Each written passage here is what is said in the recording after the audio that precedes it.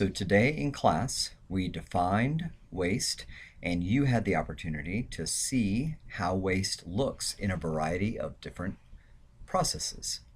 The next step for you after forming your project groups is to identify potential projects that have opportunities for you to improve. So the best processes that you could potentially improve are ones that have lots and lots of waste.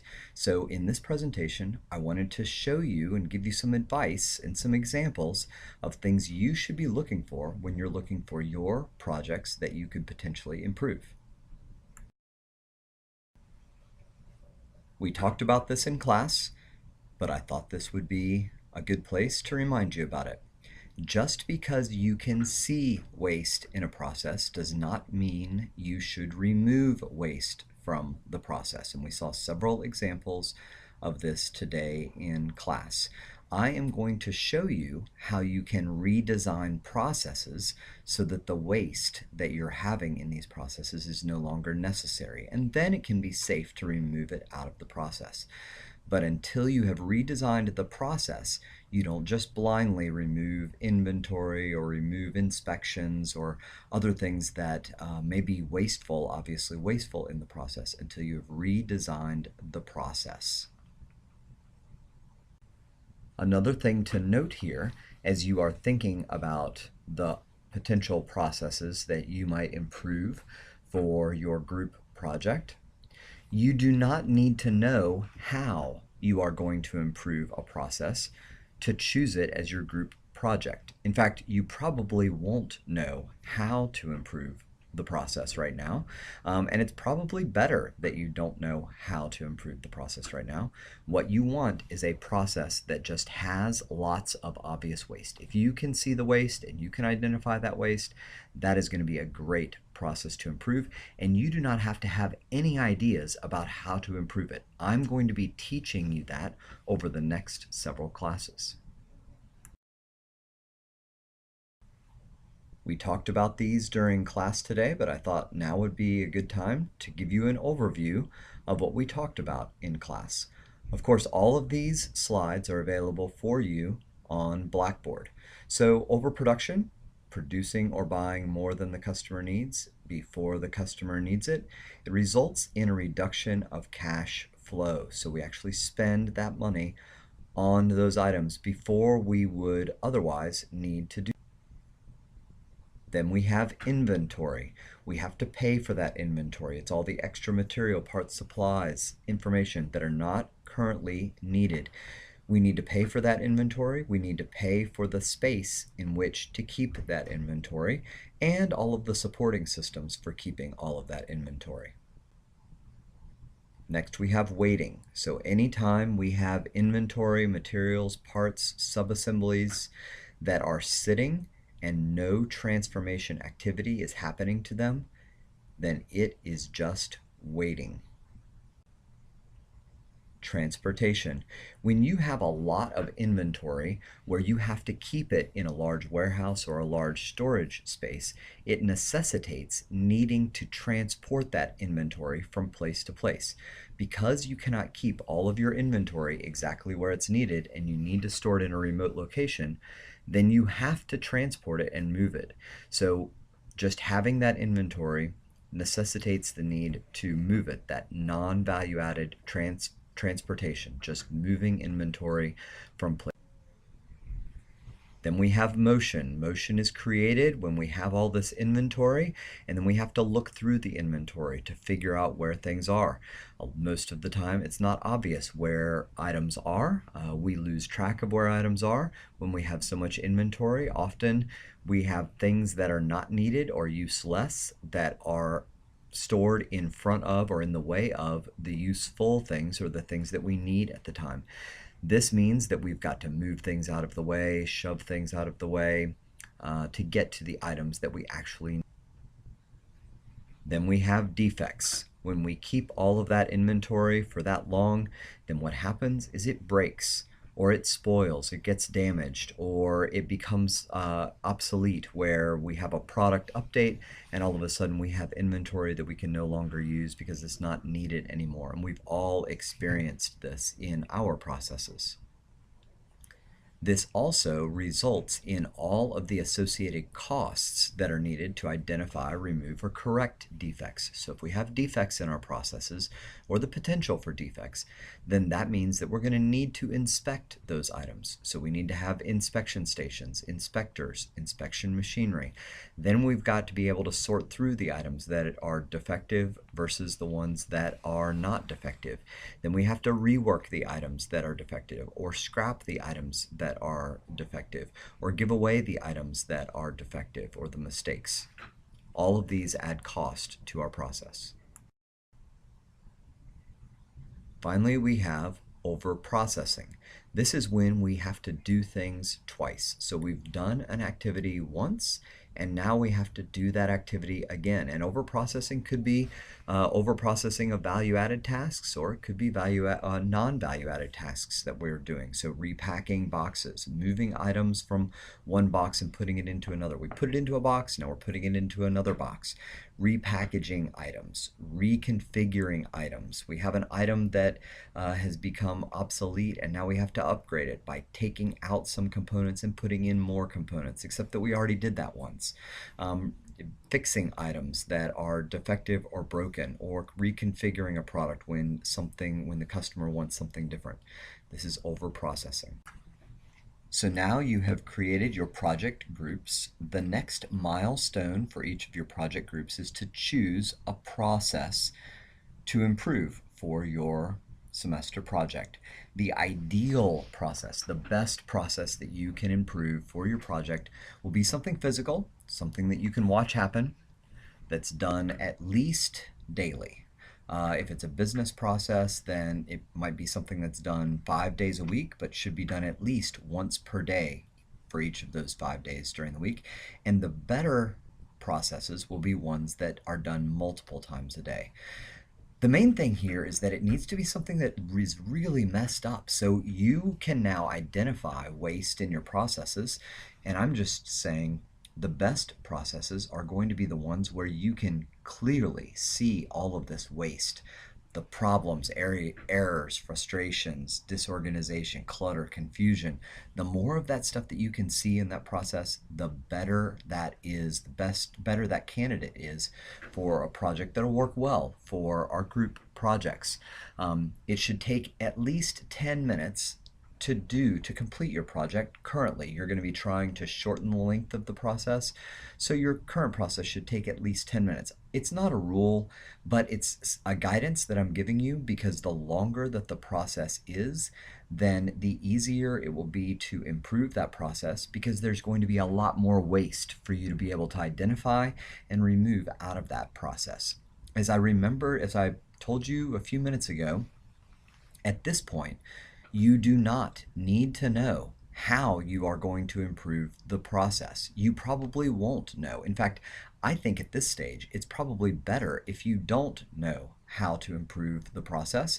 The main thing that you need to know right now is that you need to pick a process that has obvious waste. If it has a lot of obvious waste in it, has these characteristics in it, it's going to be a great project for you, and I will help you through figuring out ways to eliminate that waste. So right now, you just need to look for a process to improve, take lots of detailed pictures, take video.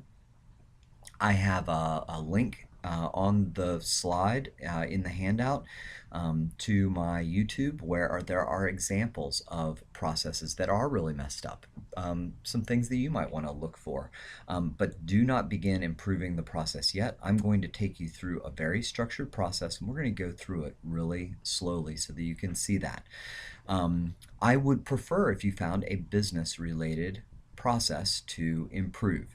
You will receive a bonus for a business-related process. The reason for that is that business-related processes have constraints that a home-based process would not have. In other words, you won't have full control over a business-related process. You're going to have to deal with some owner and a business owner of that process. There's probably some sort of business activity that's happening in that process. You're going to have to work around and with line workers, people that are actually working there. You may have to deal with customers, and whatever solutions you come up with need to be customer friendly. And so those are all constraints that you don't necessarily have in a home-based process. Now, the business process that you pick can be out in a business, or it could be a business that you own. So if you own a home-based business, then you certainly can use that for a business-related process, even though it's happening inside of your home. You should probably have a dedicated spot where you do that. You do that business. It should have all of the other characteristics, something physical you can watch happen. It should happen at least daily. So you should have enough business and customer orders that you are filling these orders at least daily, at least 5 days a week. I've had groups that have done things like a home-based wreath making business, a jewelry making business. One person had a screen printing business in their garage. Another person was making, building, designing, and selling skateboards, and they had a whole operation in their garage. So those are all great projects to be able to do, plus any business a business process that you're familiar with, one that where you know the business owner, or maybe you have a family member that owns the business, or you work in that business. Those might be great opportunities. Now, if you cannot find a business related process to improve, it is okay. The fallback option for every team is that you can always work to improve the 3 meal families, and I'll be describing what that is over the next couple of classes, but you can improve 3 meal families in one of your teammates' kitchens. Now, you will not want to pick the kitchen that is the most organized. You're going to want to pick the kitchen that is the least organized, the one that is messed up the most, the one where the person whose kitchen that is embarrassed by the kitchen. And you will be making major changes in that kitchen, in those work areas, so you need to make sure that the process owners in the business owner, or in a home-based business, the people that are living in that home are open to you completely reorganizing the way things are done in that work area.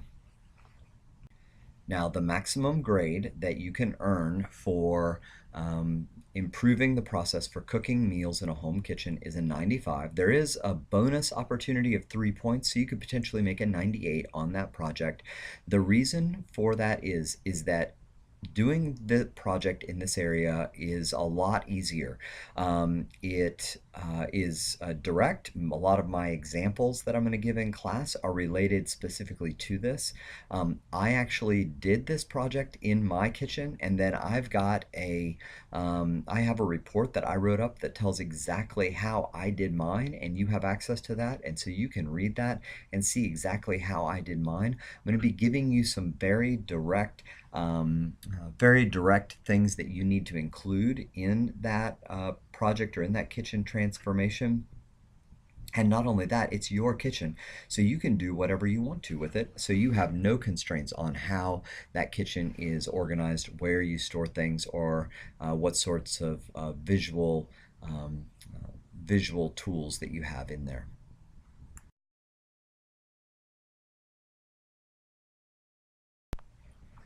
So now hopefully you have watched the videos that I have on YouTube that show you processes really happening, but physically, what sorts of cues might you get that you are in the middle of a process where there's a lot of waste, that you have lots of opportunities to improve? So I wanted to show you some pictures of some areas. So here are some business process examples.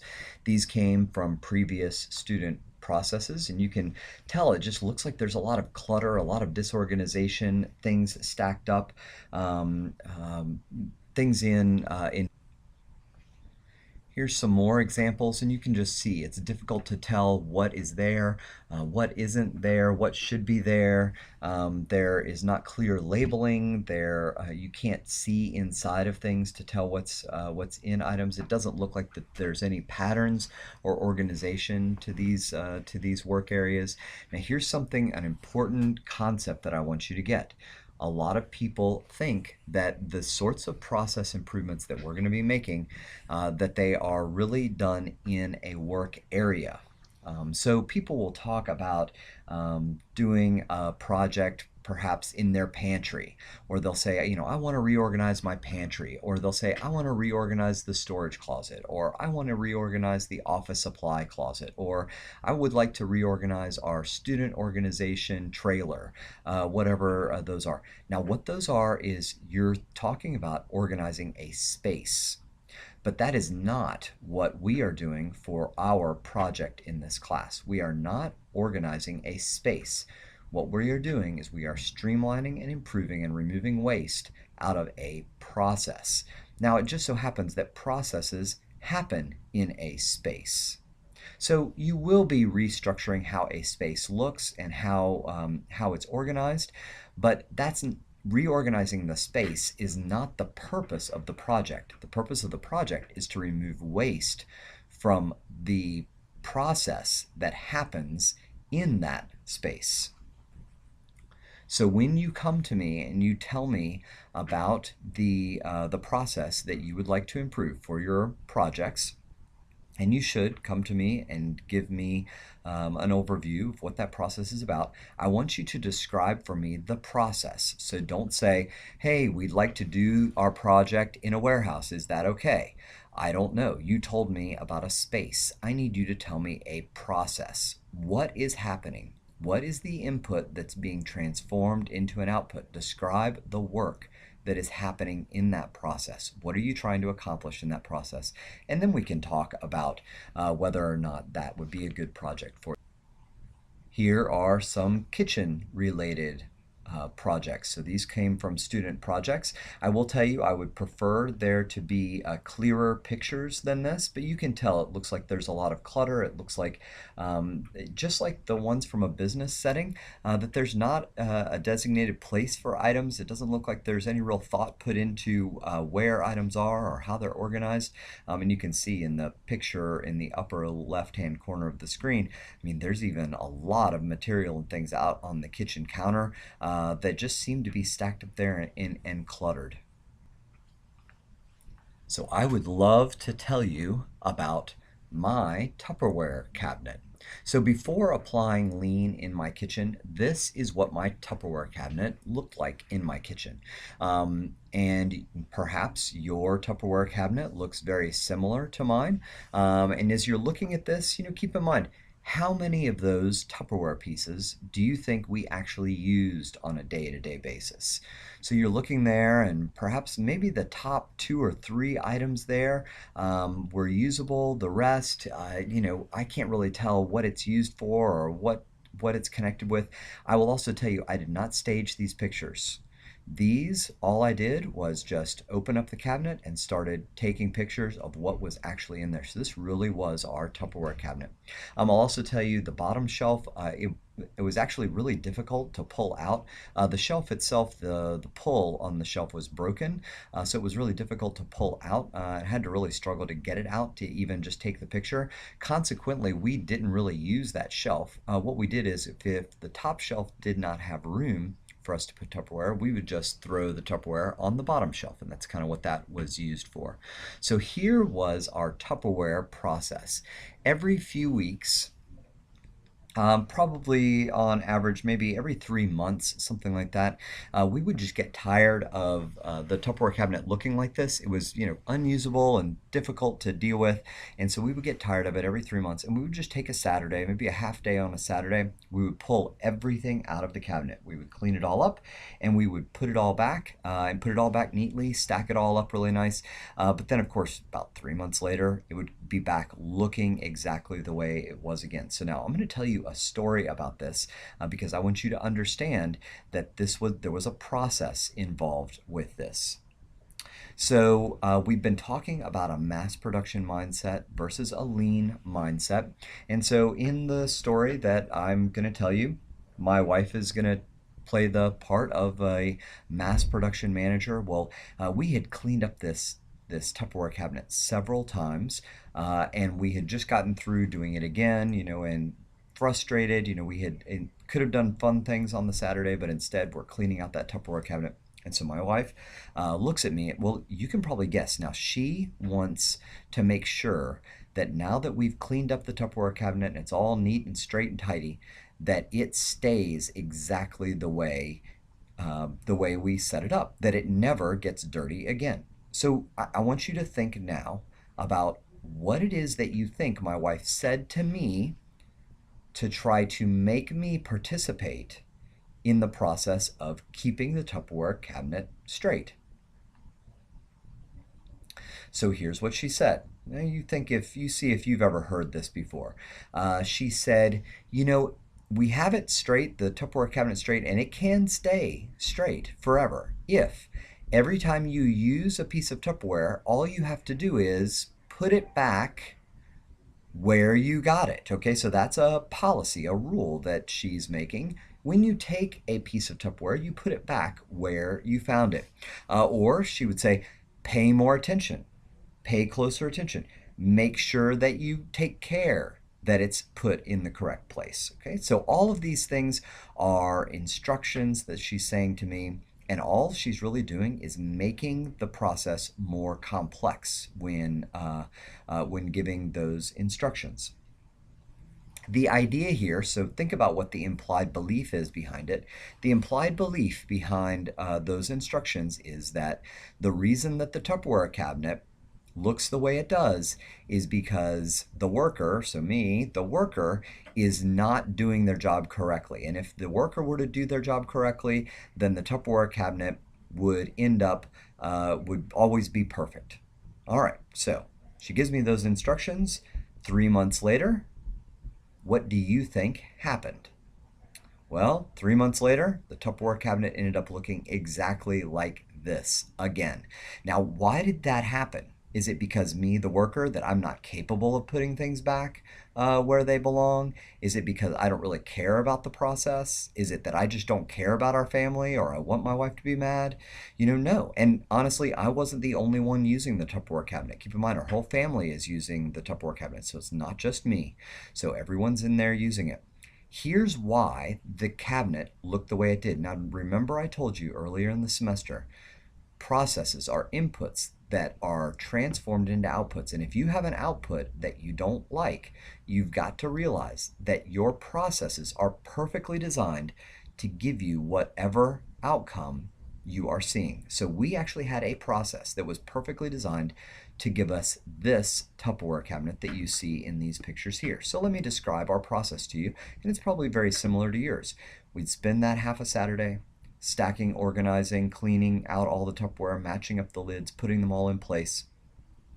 And then we would begin to use it. And it would be great because we could find exactly what we needed. And we would pull out a piece, we'd make leftovers. Of course, making the leftovers is over processing. But we would do that, make leftovers, and we'd put the leftovers in the Tupperware, and then we'd put that into the fridge. Then we'd have some more leftovers, so we'd pull out other pieces of Tupperware and put the leftovers in those, and those would go into the fridge.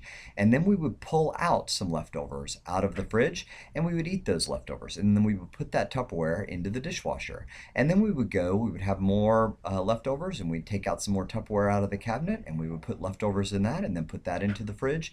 And then we would eat some more leftovers out of the fridge and put those into the dishwasher. Then the dishwasher would be full. Then we'd wash the dishes.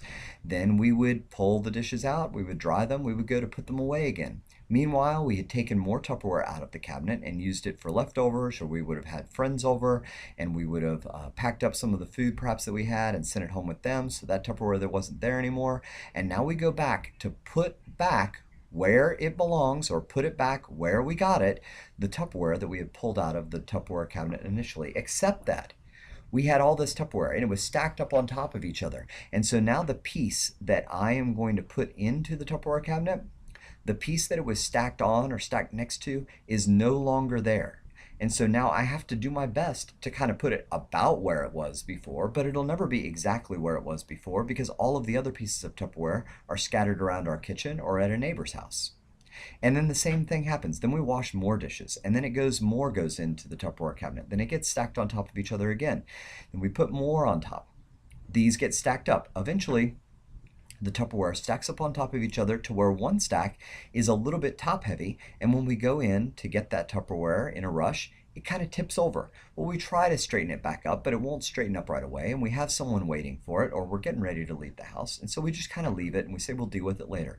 Then the next time we go in, we need a piece of Tupperware, and we're going to get it out of the bottom of the stack. Then a couple of other pieces skew out of place, and then a stack tips over, pieces fall back behind. The bottom shelf we can't pull out, and so it's hard to get to those, so we just leave it where it is. And then more Tupperware gets cleaned, and we wash that, and we put that away, and we're trying to find flat places. At this point, we're just finding the most flat place that we can to stack Tupperware on top of another piece. And eventually, after a 3-month period, the Tupperware cabinet looks like what you see in these pictures again. So we actually had a process that was perfectly designed to give us this result. The answer to cleaning this and making sure that it didn't get messy again is not organizing the Tupperware cabinet or organizing it in a different way. The solution is changing the process by which we interact with the things that are in that environment. Here are some more pictures from my kitchen before implementing some lean principles in there. And so, I mean, you can see this. You might have similar things in your kitchen. So we had a utensil drawer just like everybody else. And when we went in to get a whisk, we've got 3 different whisks, but there's one whisk that is our favorite whisk to use. And so we're pulling out all kinds of stuff, and they're getting stuck in with each other and pulling other things out, and we can't find exactly what we need. So we've got waste of motion in there and a lot of errors. Same thing with the pots and pans. They were just stacked up sort of underneath the stove there, and they're all metal. So when we go to heat up some milk or heat up some water or heat up some soup and it's late at night, then we're pulling those things out. There is no way you can pull out those pots and pans out of there without making a complete racket, because they are going to fall and bang into each other and make a lot of noise. The next picture that you see in the middle there, because we have a nice house, it's has a lot of built-in storage, and so one of the unique selling points of the house was this great spice rack that was built into the backside of the pantry door. So, you know, first of all, we've got to walk to the pantry to get to all of our spices that are there. And so, you know, there's that transportation, motion waste just to get there. Notice also that the bars that are on the little shelves for the spice rack cover over the names of the spices. Now, we tried to alphabetize all of our spices in there. We got it all organized correctly, but now we go in, a lot of the bottles look very similar. We're pulling on bottles because we can't tell exactly what is in those containers. Also, there were times when we would get a spice and it would be in a bottle that was larger than what would fit in the spice rack, and then we would have to put it over on a shelf off to the side. So now we can't even find that spice. It's off to the side. Other times we couldn't find a spice. We kept looking, couldn't find it. And we'd think that we didn't have it, so we'd go to the store, we'd buy another one, and then we'd come back and later on we'd find it, and now we've got 2. Eventually, you know, when you have recipes, you buy a new spice. Every time you get a recipe, you buy a new spice. Eventually, we had so many spices, we just didn't have room in the rack. So now the extra spices are off to the side. Now, we don't know what spices are in this rack, what spices are out of the rack, where to find them. And when we go put them back, of course, for a recipe, you need several spices, so you're going to pull those out of the rack. When you go to put them back, they've shifted because it's in a door, and as you shut the door and open the door, they sort of shift around, so you don't know exactly where it was that before, and so you kind of put it into a place where you think it is, and eventually they are all jumbled up. Same thing here, you know, our pantry probably looked like your pantry, full of all kinds of different sort of food items that are in there.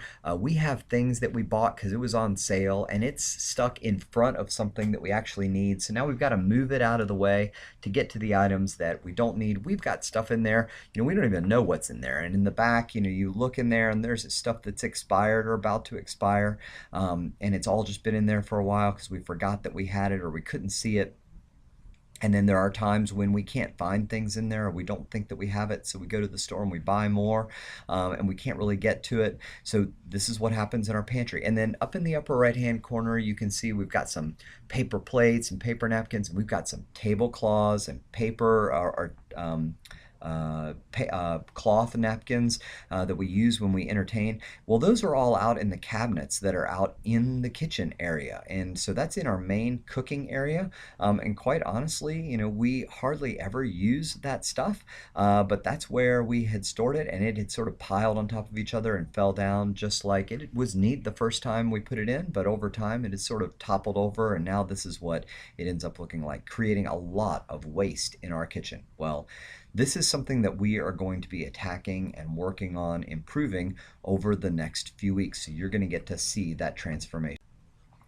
So when you're wanting to improve a process for the first time, there are processes that are more conducive to improvement and to change. And so here are some of the things that you maybe should be looking for. And this is true for your semester process improvement projects as well. They need to have people that are working in them that are receptive to change. They need to have results that will be obvious to the larger organization, results that will be immediate. And you can get to this as long as you're seeing a lot of problems and waste as we're defining it in this class.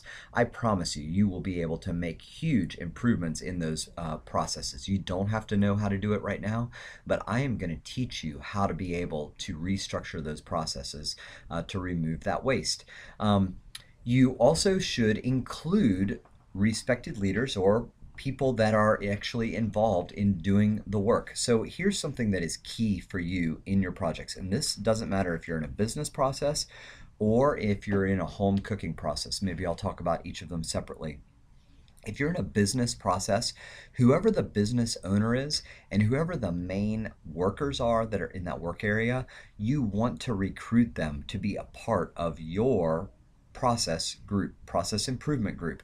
So you need to talk to them and say, hey, this is what we're doing for this project for our class, but we would like your help to be able to do it. So do things like you're gonna have a video of the process. You're gonna take video of the process.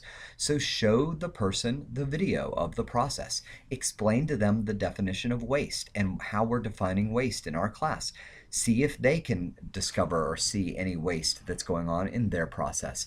They're probably going to watch it and have some ideas for improving. As you're coming up with improvement ideas, you need to include them in those discussions, those line workers. Now, they're not going to be students necessarily at UH, but they're going to be people that are actually involved in working in those processes. Include them in those discussions. Have them give suggestions for how to improve the process. By doing that, they are going to have a lot greater buy-in for the process change. One of the biggest problems that I hear from students every semester is they say, we redesigned a process and we made it great, but whoever the worker was that was working in there, they wouldn't follow our process. They wouldn't do what we wanted them to do. Well, a couple of reasons for that. One is they don't know what it is that they need to be doing because it's not obvious in there. And I'm going to teach you some ways that you can structure processes so that they're more obvious. But the other part of it is they weren't involved in changing that process in the first place. So if you include them, then they're going to be more likely to be working in that process the way you anticipate that they should. Now, for those of you doing meal-related meal-making processes in a home kitchen, make sure that whoever owns the house, whoever owns the kitchen, or if you have roommates, that your roommates are open to you completely reorganizing the way things are placed in the kitchen, where things are located, how they're located there, what is located wherever it is. Make sure that they're open to that change, because that is something that that could derail your project group as you get going. You're going to want to make changes, and then I've had groups where they've had roommates that have said, I don't want you moving any of my stuff, so you can't move these things in this part of the kitchen, or you can't have this space because that's my space in the kitchen. And I'm saying, if you're going to do this, you need to include them in your project as well. So show them the video, show them what you are doing, include them in it, and have them make suggestions too for improving the process. So they're going to learn about waste and improving processes as well. As you're coming up with ideas for processes that you think you might like to do on your projects, please come see me and talk to me. Find me in the hallway, come visit my office either before class or after class, and tell me about it. And I want to help coach you through this. I want to help you choose a process where you're going to be successful, where you have the best opportunities for success, and then all the way through the project process. I'm going to be helping you step by step to be able to improve and transform this process and get some really great results. I'm looking forward to seeing what all you come up with.